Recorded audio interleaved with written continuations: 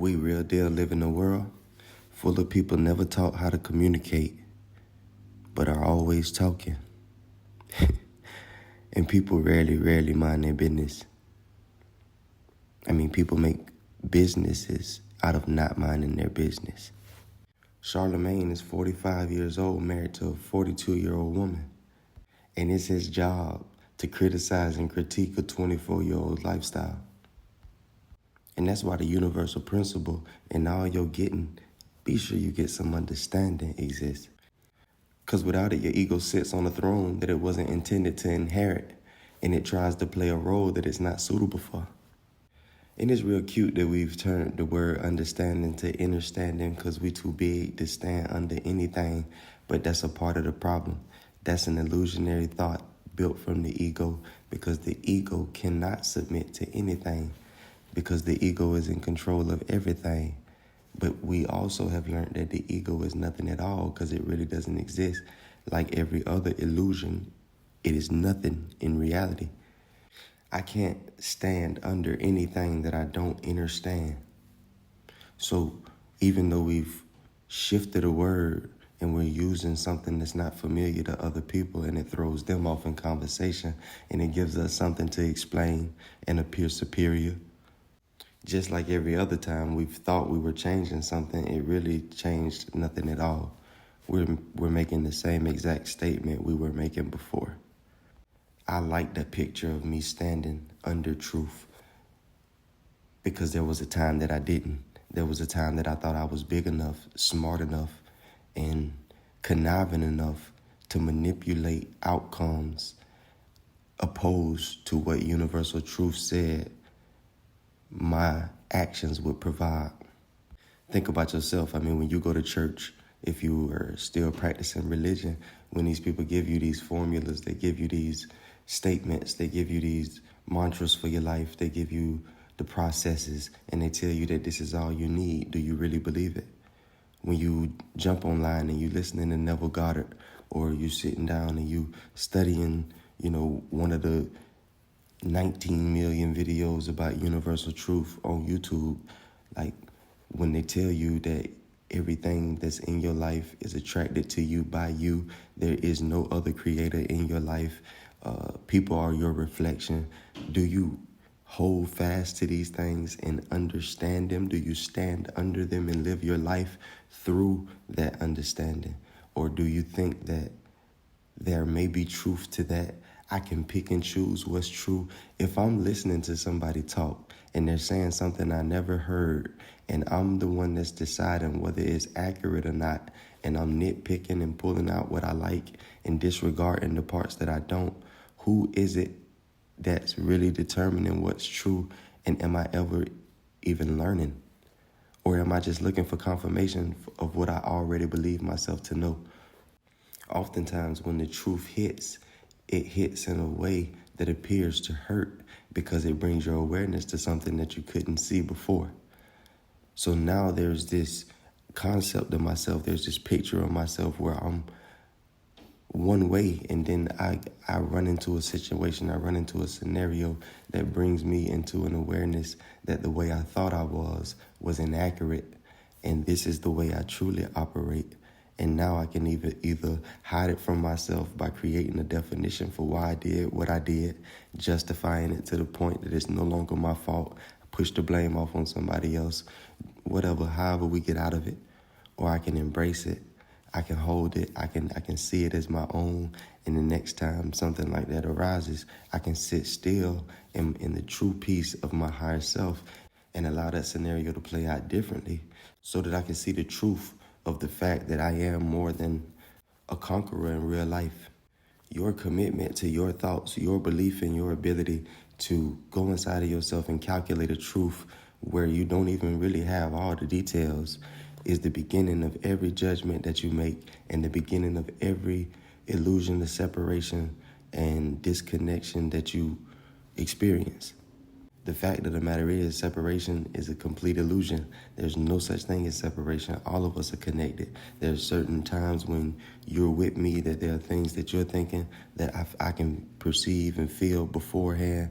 There are, scientific basis that we all come from the same place. The process of us getting here was all the same.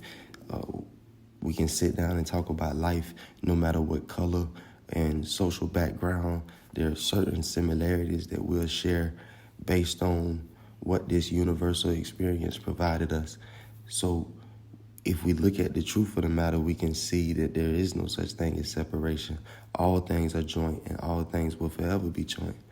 But when I turn my attention inward, where the ego, in illusion, continues to feed me thoughts, little seedling illusions, I begin to build what I call my own personal identity.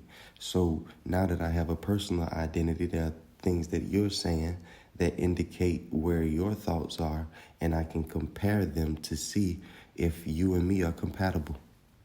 But the crazy thing about it is I'm not my thoughts, and neither are you, your thoughts. And half of the things that we say out of our mouth don't even originate from a true place within us. They're just inner conversations spilled over. And we have to double back sometimes and apologize, or double back sometimes and say, no, what you thought I was trying to say isn't what I was saying. This is actually what I was saying. But when other people speak, we hold them as if they are 100% accurate. They're 100% trained and skilled in the art of saying exactly what they mean. And anytime you're running around trying to play the judge, the jury, the prosecutor, and the victim all at one time, you can't help but suffer from multiple personality disorder. To be real, it's funny to see how often we think that we can solve everybody else's issues. And anytime I get somebody in front of me that's an abundance of knowledge of what somebody else should do, I immediately start asking them about their success list, because I know you got a track history miles long. The way you're able to sit down and calculate formulas for everybody. What's crazier is in school, almost everybody around me was struggling in math class, and then we all grew up to be mathematicians. Now we all feel like we can sit down and look at equations with variables that are uncontrollable and unpredictable and solve problems. And what's crazy is we sit for days in front of problems that have no resolve, totally impossible to solve because they're based on illusionary principles from the foundation.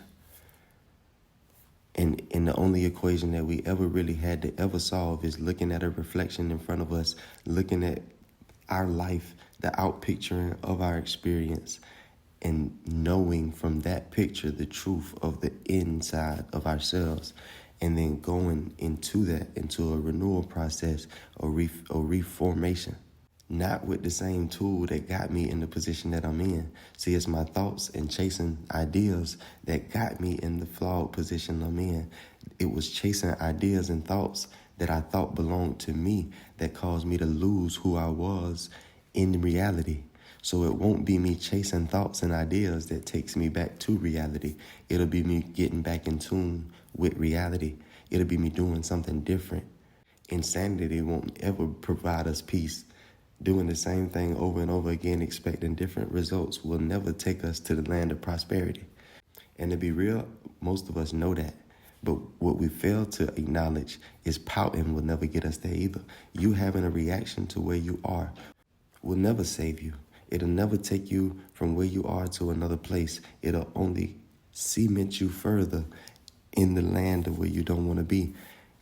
And if we be real with ourselves, this is why we escape to the land of fantasy so often. Because we know in reality, there's real work to be done. There's real applications to be done, real progress to be made, real trails to be blazed. But in the land of fantasy, we can just kind of kick back and do what we've always done. We can tell ourselves that things are what we want them to be and go to sleep. Because that's what we do. When we're uncomfortable, when we're disturbed, when our land of fantasy is under attack, we go to sleep. And we love to have this conversation of being woke as if it's a one and done thing. Being spiritually woke operates just like being physically woke. You can constantly return to sleep. You can constantly end up going back to sleep and having to wake up again. The internet is good for many things, And it should be used just like conversations and just like words, because words don't teach nobody nothing. Words are just stimulators. And when they're based in truth, they tap the shoulder of our higher self, and they give us indication of an awareness of a presence that we didn't know was there.